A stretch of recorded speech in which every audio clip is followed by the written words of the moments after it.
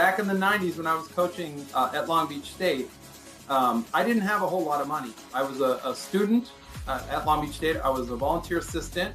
I ran the study hall program, and then I worked part-time on the weekends at a restaurant as a waiter. And my budget being limited and my time was limited with all the commitments I had between coaching volleyball, going to class, studying, and running the study hall program for the athletes. I would end up going to the 7-Eleven there in Long Beach State, right on the corner by the pyramid, and going to those, for lack of a better term, those crappy like brown bag sandwiches. I think they're called brown bag is the name. And they're pre-made sandwiches in a little triangle. It's like a little container.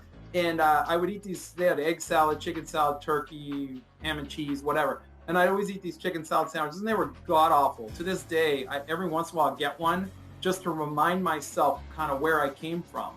And at the time, I didn't know where I would be later in life. I didn't know if I was going to be a volleyball coach or a CEO or a lawyer or whatever.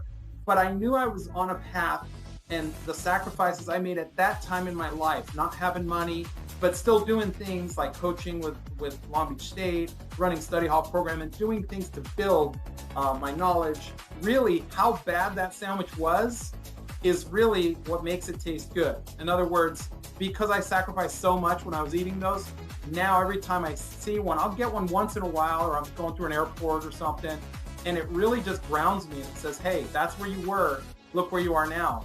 So it's more symbolic for me, but I encourage everyone to find what is that thing where they started, and always use that to ground them, because it'll always make you feel grateful for where you are now. And it builds your confidence because you know where you came from to where you are now.